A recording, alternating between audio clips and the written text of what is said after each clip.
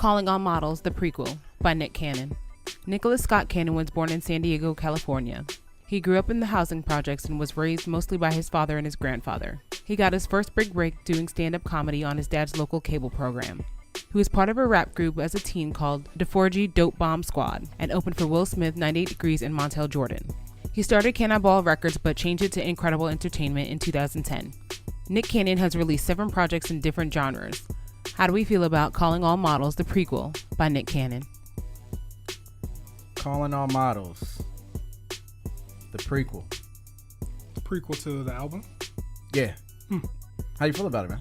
Because you didn't make it past the end, so you didn't know that he's doing it another joint. But how you feel about it? Yeah, because I could not stand through that last call rendition. It was not like no Kanye last call. But anyways, see, my problem with this album is that it has a lot of nice ideas. Like, I love the creative melodies behind almost, I want to say 4 or 5 of these tracks. Courtesy Call was a nice way to open up. I'm not sold on his voice. Like, I feel like he sounds good, but there's nothing to really grab my attention about it. Hold My Calls, I could have did without that one, but I love what he did on You Don't Have to Call. I love what he did on that. Nice and familiar, but he made it his own and it sounded really good. Cousin's Call, I did not like that one at all. I thought that was just kind of corny. Long Distance Call was aight.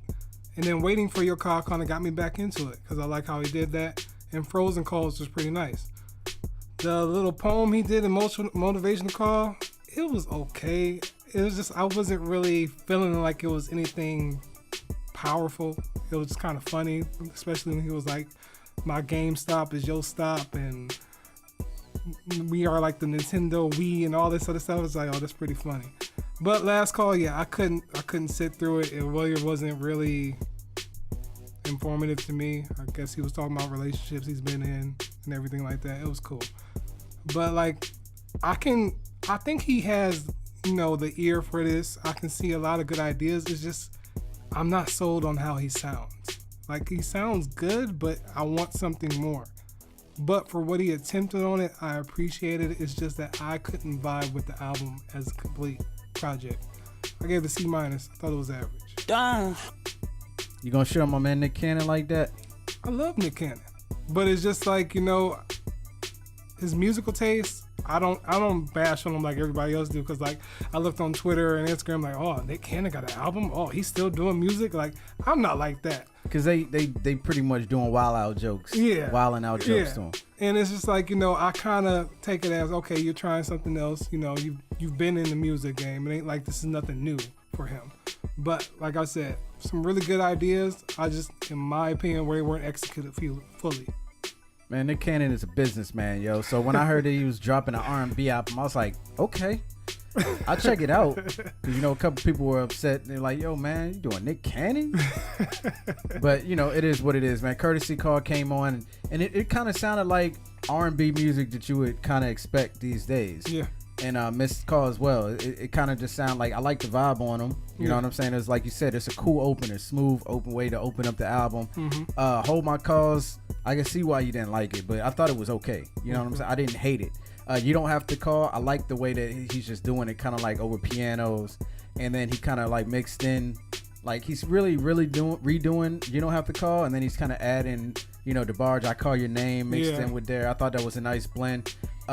Cousin Calls is like kind of like his ode to Bryson Tiller, because like he was just saying like you only fuck you over because you let him. I'm on a whole nother level. Like I like that, but it's not like the best song on the project or anything like that. Long Distance Call was dope.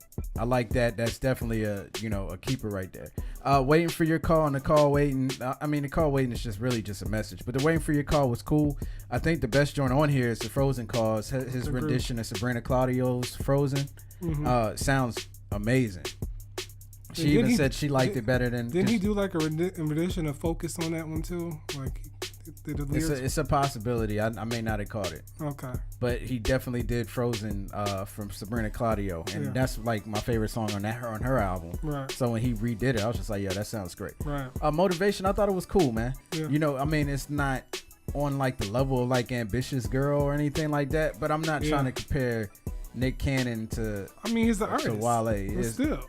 Yeah, I mean, Wale is really a poet that raps. I feel you. You know, and Last Call, man, I get what you're saying, but I found it interesting, man. I like hearing, like, you know, sometimes when people talk about, you know, his relationships with girls and how he ended up in the position he was in, you know, and he talks about girls he's dated all the way up to Christina Milian, and then he kind of stops. And he, you know, he's like, man, if I keep talking, I'm gonna be talking forever. So, you know, I'm gonna do a sequel. We're gonna do the Incredible project, and then I'm gonna come back with a sequel. I was just like, okay, that sounds cool, man.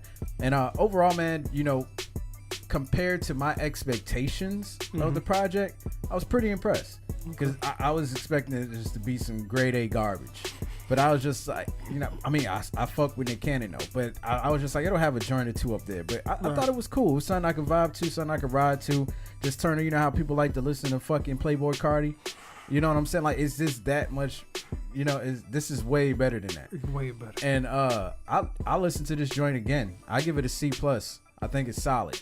My nigga. And I know people gonna be like, C+ for Nick Cannon? Hey, you won't be the only one. There's a couple of Nick Cannon followers out there. Man, I fuck with Nick Cannon. Yo. Nick Cannon is the dude, man. Yeah. I want to work with Nick Cannon, man. He's a smart businessman. I agree. All the deals he gets done. Smart man.